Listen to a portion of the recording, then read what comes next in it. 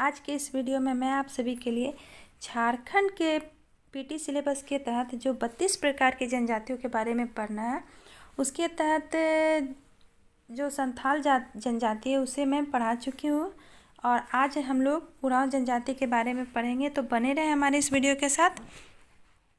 आज का हमारा फर्स्ट पॉइंट है कि जनसंख्या की दृष्टि से जो है झारखंड की ये जो उरांव है दूसरी जनजाति है। उरांव जनजाति भाषा एवं प्रजाति दोनों दृष्टि से द्रविड़ जाति के हैं। उरांव जनजाति जो है भाषा और प्रजाति दोनों दृष्टि से क्या है तो द्रविड़ है। उरांव जनजाति का मूल निवास कोकन था। उरांव जनजाति का मूल निवास क्या था तो कोकन। उरांव का झारखंड में प्रवेश जो है शेरशाह के शासनकाल में हुआ था। उरांव का झारखंड में प्रवेश किनके शासनकाल में हुआ था तो शेरशाह के शासनकाल में ही इनका प्रवेश माना जाता है। उरांव जो है स्वयं को अपनी भाषा में कुरुक कहते हैं। उरांव अपने आप को क्या कहते हैं कि उनके भाषा में वे लोग क्या है तो कुरुक हैं। कुरुक का शाब्दिक अर्थ मनुष्य होता है। कुरुक का शाब्दिक अर्थ क्या होता है मनुष्य। और उरांव लोग स्वयं को क्या बोलते हैं अपनी भाषा में तो कुरुक। उरांव का औसत कद जो है 162.1 सेंटीमीटर होता है। और उरांव में जो है बी रक्त की अधिकता, बी रक्त समूह के लोगों की जो है अधिकता पाई जाती है उरांव में। नेक्स्ट हम लोग देखते हैं कि शरद चंद्र राय ने 1915 ईस्वी में द उरांव ऑफ छोटा नागपुर लिखकर उरांव जनजाति के बारे में विस्तृत जानकारी दी है। तो द उरांव ऑफ छोटा नागपुर के लेखक कौन है तो शरद चंद्र राय। इन्होंने इस पुस्तक को कब लिखी तो 1915 ईस्वी में। और ये जो है पुस्तक द उरांव ऑफ छोटा नागपुर, इसमें तो उरांव के बारे में लिखा हुआ है तो किसके लिए है तो उरांव जनजाति के लिए। उरांव का प्रिय पेय क्या है हड़िया। उरांव का प्रिय पेय क्या कहलाता है हड़िया। बंदर के मांस का प्रयोग पूरे उरांव समाज में निषेध है। नेक्स्ट हम लोग देखते हैं कि उरांव जनजाति में त्योहारों के अवसर पर पुरुषों द्वारा पहने जाने वाले वस्त्र को करेया कहा जाता है। पुरुष जो है त्योहार पूजा पाठ के अवसर पर जो वस्त्र पहनते हैं उसको क्या कहा जाता है तो करेया। उरांव जनजाति के महिलाओं द्वारा पहने जाने वाले वस्त्र खंडरिया कहलाता है। पुरुष के द्वारा पहना जाने वाला वस्त्र क्या कहलाता है करेया और महिलाएं जो है खंडरिया कहलाता है, महिलाओं द्वारा पहने जाने वाला वस्त्र। नेक्स्ट पॉइंट हम लोग देखते हैं कि मरने पर सब गहने उतार लिए जाते हैं पर गोदना जो है दूसरी दुनिया तक साथ देता है, साथ जाता है, ऐसा उन लोगों में कहावत जो है प्रचलित है। उरांव जनजाति कुरुक भाषा बोलती है। कुरुक भाषा का संबंध द्रविड़ भाषा परिवार से है। उरांव जनजाति के लोग सर्वाधिक दक्षिणी छोटा नागपुर प्रमंडल में निवास करते हैं। और उरांव जनजाति का मुख्य पेशा क्या है। उरांव जनजाति का मुख्य पेशा कृषि है। उरांव परिवार जो पितृवंशीय है। उरांव परिवार अधिकांशतः एकल होता है। उरांव जनजाति में उत्तराधिकार पितृवंशीय होता है। उत्तराधिकारी जो होते हैं वो पितृवंशीय होते हैं। और उरांव गांव का प्रधान जो है मुखिया महतो होता है। नेक्स्ट हम लोग देखते हैं कि उरांव लोगों का धर्म प्रधान व पुजारी पाहन होता है। उरांव का मुख्य पूजा स्थल सरना नाम से जाना जाता है। उनके मुख्य पूजा स्थल को क्या कहा जाता है तो सरना। उरांव लोगों के पूर्वजों की आत्मा जो है शासन में निवास करती है। पूर्वज जो होते हैं उन लोगों की आत्मा किस में निवास करती है तो शासन में। उरांव का अस्थि विसर्जन स्थल कुंदी कहलाता है। जहाँ पे अस्थियों का विसर्जन होता है उसे क्या कहा जाता है तो कुंदी। उरांव में अस्थियों के दफनाने के समारोह को हाड़ बोरा नाम से जाना जाता है। अस्थियों का जब विसर्जन होता है तो उस समय जो समारोह होता है उसे क्या कहा जाता है तो हाड़ बोरा।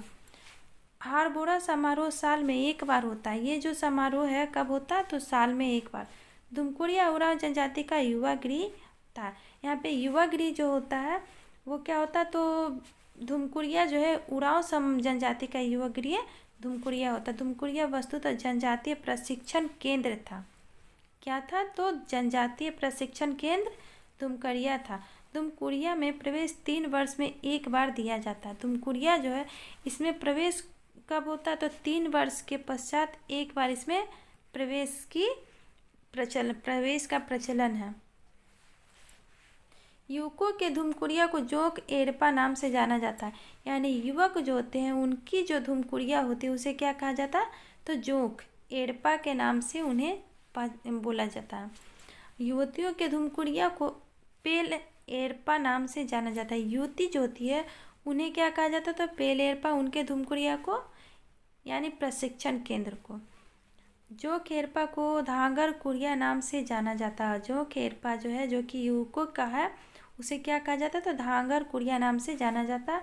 और जोक एरपा के मुखिया को महतो या धांगर कहा जाता है।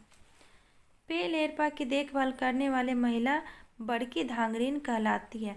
जो युवती होती है उनकी जो प्रशिक्षण केंद्र होता है उसकी जो देखभाल करने वाली महिला होती है उन्हें क्या कहा जाता है? तो बड़की धांगरीन कहा जाता है। उरांव जनजाति में नाच मैदान को अखड़ा के नाम से जाना जाता है। अखड़ा उरांवों की एक महत्वपूर्ण सामाजिक सांस्कृतिक संस्था है।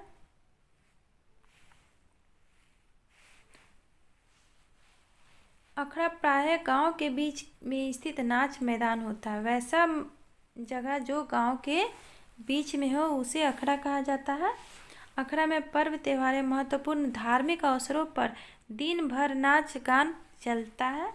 जदूर नृत्य उरांवों का सर्वाधिक लोकप्रिय नृत्य है। जदूर नृत्य जो है उरांवों का सर्वाधिक लोकप्रिय नृत्य है। उरांव जनजाति में पिता तथा उसके सभी भाई एक ही शब्द बा से संबोधित किए जाते हैं। उनके पिता और जितने भी भाई हैं सभी को क्या कहा जाता है? बा। उरांव में विवाह का सर्वाधिक प्रचलित रूप आयोजित विवाह है जो कि सबकी मर्जी से की जाती है। उरांव जनजाति का सर्वोच्च देवता धर्मेश है। धर्मेश उरांवों का मुख्य देवता है। धर्मेश सिंह बोंगा सूर्य का प्रतीक है। धरती माता धर्मेश की दंपति मानी जाती है। धरती माता को क्या कहा जाता है? ये जो धरती माता है धर्मेश की दंपति मानी जाती है। उरांवों का ग्राम देवता ठाकुर देव है। उरांव हम लोग नेक्स्ट देखते हैं कि उरांवों का जो कुल देवता है उनको पूर्व जात्मा कहा जाता है। और उरांवों का जो सीमांत देवता उन्हें क्या कहा जाता है? तो डीहवार जो है उनको कहा जाता है। किसे? तो सीमांत देवता को डीहवार। उरांवों का पहाड़ देवता मरांग बुरु जो है उन्हें उरांवों का पहाड़ देवता कहा जाता है। उरांव जनजाति के महत्वपूर्ण त्यौहार कर्मा एवं सरहुल है। उरांव जनजाति में रोपनी के समय फसल की रक्षा के लिए भेलवा पूजा होती है। भेलवा जो है उसकी पूजा भेलवा पूजा के नाम से पूजा है जो रोपनी के समय की जाती है। नेक्स्ट हम लोग देखते हैं कि उरांव जनजाति में अन्य प्रयोग से पूर्व नई फसल का एक अंश जो है पहले क्या किया जाता है? सरना बुढ़िया को अर्पित किया जाता है। उसके बाद उसका उपयोग किया जाता है। उसके हम लोग नेक्स्ट देखते हैं। उरांव जनजाति में गांव के कल्याण के लिए साल में एक बार जो है गौरैया पूजा होती है। उरांव जनजाति का गांव जो है भुइहरी के नाम से जाना जाता है। उरांव जनजाति का गांव किस नाम से जाना जाता है? तो भुइहरी के नाम से जाना जाता है। नेक्स्ट हम लोग देखते हैं कि उरांव जनजाति के पंचायत को पचोरा कहा जाता है। उरांव जनजाति के पंचायत को क्या कहा जाता है? पचोरा। पाहन और महतो उरांव गांव के दो प्रमुख अधिकारी होते हैं। पाहन और महतो क्या होते हैं? तो गांव के जो है दो प्रमुख अधिकारी होते हैं। पाहन जो है पाहन खूंट का है। महतो जो है महतो खूंट का होता है। खूंट मतलब परिवार होता है। तो पाहन पाहन परिवार के होते हैं और महतो महतो परिवार के होते हैं। यानी ये जो पद है वंशानुगत होगा। परहा का गठन जो है 7, 12, 21 या 22 गाँवों को मिलाकर होता है एवं इसका मुखिया जो है पढ़ा राजा कहलाता है। उरांव के एक गांव का दूसरे गांव के साथ विवाहों का निपटारा पढ़ा में होता है।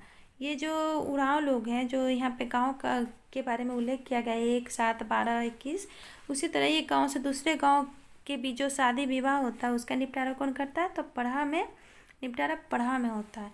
युवक युवतियों का सबसे बड़ा त्यौहार जो है जतरा मनाने वाली जनजाति उरांव है। जतरा जो है त्यौहार जतरा किस में मनाया जाता है? तो उरांव जनजाति के अंतर्गत ये त्यौहार जतरा त्यौहार मनाया जाता है। उरांवों के संघीय पंचायत को पढ़ा कहते हैं। धुमकुड़िया उरांव से संबंधित है। धुमकुड़िया जो है उरांवों से संबंधित है। और लास्ट पॉइंट है आज का कि झारखंड की जनजातियों में सर्वाधिक विकास उरांव जनजाति का हुआ है। झारखंड में जितने भी जनजाति उसमें क्या यहाँ पे लास्ट पॉइंट में कह रहा है कि जितने भी जनजातियाँ उनमें सर्वाधिक विकास जो है उरांव जनजातियों